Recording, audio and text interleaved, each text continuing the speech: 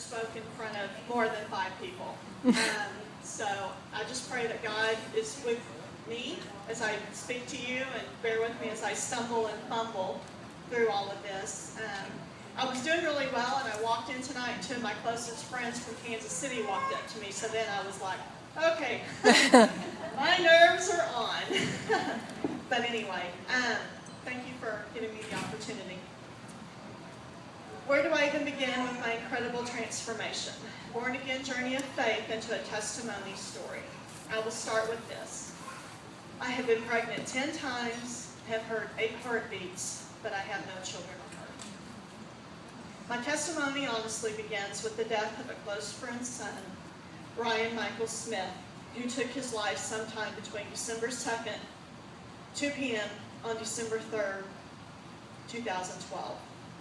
In a wide open field surrounded by a tree whose roots appeared to form a hug within a space, and on a blanket of leaves he took his life from us, my dear friend would share with myself and another close friend after his funeral on December 6th. She's actually here tonight too. Her story, my friends, will cause your heart to ache. For me, the loss of her son and her journey on the road of grief. She was beginning to walk unknowingly healed my own shattered heart. There are so many roads that took me to this day of healing now that I look back to what would be my testimony. But it was literally when I was out walking our dogs on the morning of December 6th, asking God out loud on the street corner, how do I help Diana, God, when I don't even know how to help myself. It was in that prayer to God, asking him what to say to her and her husband, that he reached into my own heart and began his miraculous work, and it continues to this day. I didn't know that the Bible study I forced myself to attend at Lifesong, I can't recall the title, but it was in October, was going to also be the beginning of an immediate and incredible rebirth, faith-filled experience that literally awoke me from the place of spiritual death that I had been stuck in 7 years, 1 month, and 21 days. You see, we lost our beloved baby girl, Macy Ann Marie King, on October 15th, 2005. 1 week after she was born, our baby girl was going to be our everything, our entire world. She was our miracle. Prior to Macy's conception, I had 5 miscarriages, 3 of which I heard the heartbeats. I had been to a fertility specialist who performed a procedure in January of 2005 that literally scraped my uterus clean. And during a business trip in February to Florida, our little Macy was conceived.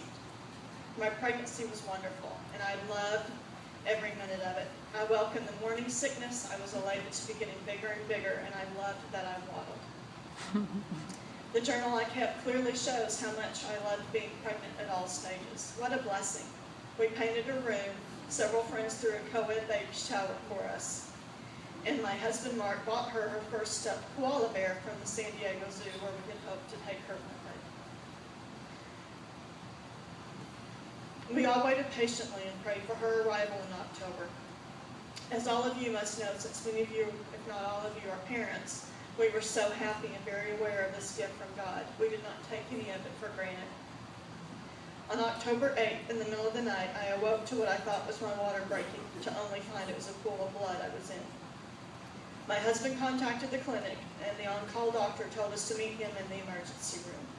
He and the nurses told me that they would have to perform an emergency C-section, as they were concerned for both of our lives, since our heartbeats were so weak. I remember telling the nurses how beautiful Macy's room was when I went under. When I awoke to my husband, who was ashen and panicked, all I could ask was, were they able to take blood from Macy for the PKU test? That's another story for another time. He sat down, took my hand, and gently told me there wasn't a need for that test right now. As he told me the enormity of what lay ahead for our baby daughter and us, Macy Ann Marie was in ICU in very loving and capable hands.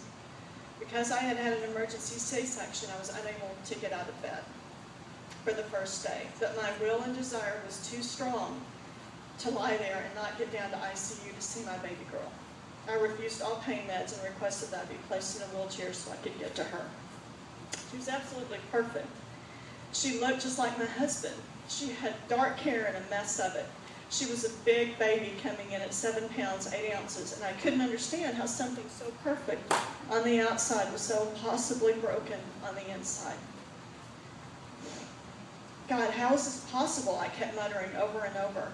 How was she so big when she lost so much oxygen and all of her organs were failing? It simply didn't make sense that she wasn't breathing on her own, that she couldn't open her eyes, not responding, no brain activity, but her heart was still beating strong. We kept praying and thinking that a miracle was going to occur. When you're in such a place of literally begging for a life to be saved, you can't imagine how close a miracle feels. We had so many people praying over her. I knew that there were literal prayer chains all over the world for us and our baby daughter. How was one not happening? As the hours passed and the news was first that our daughter might survive but have Down syndrome. Well, my sister has special needs. Down's was no problem. She would be alive. The next day it was, well, your daughter might be mentally and physically handicapped. Okay, that would be an adjustment, but she would still be alive. None of this concerned us if we could just bring her home. We all, family and friends, hung on to every hope we could until they broke the news that she would need to be rushed to Children's Mercy as her kidneys were failing, and a doctor at Mercy said that he could possibly perform the surgery, but needed to see her ASAP. As my husband and I sat at the light and watched the ambulance with sirens screaming go by, we were screaming out, Lord, to God, out of desperation. We promised him everything. We promised to testify to everyone of his miracle if he would just heal Macy. Somehow, we made it safely to Mercy, 30 minutes away, as did all of our family and friends. We were there for another vigil, another place. Please, more time with her. I kept thinking, God, you're bigger than all of this. You can change lives here and now, right? Macy's going to be our little girl wonder, right, God? She was conceived miraculously, so she can be saved at the same time, in the same way, right, God? We had all gathered in the first hospital room, 12 family members, and then again that night in our kitchen, 15 more family members, and stood in a circle and prayed for her healing. Why wasn't anything changing, we wondered. What was your plan, God? Please tell us. Please keep us all from enduring this horrible nightmare. There were so many hearts and lives at stake. Mark and I weren't the only ones suffering. I wanted everyone spared. So did Mark. Behind the scenes, before Mark and I returned to Children's Mercy for our overnight stay, Macy was being evaluated, and when we arrived at her bedside, we were again shocked to see all of the tubes known to mankind hooked up to her as her organs were in total failure at this point. Everything but her heart. Very early the next morning, Mark and I were called into a conference with the kidney specialist and the neurosurgeon.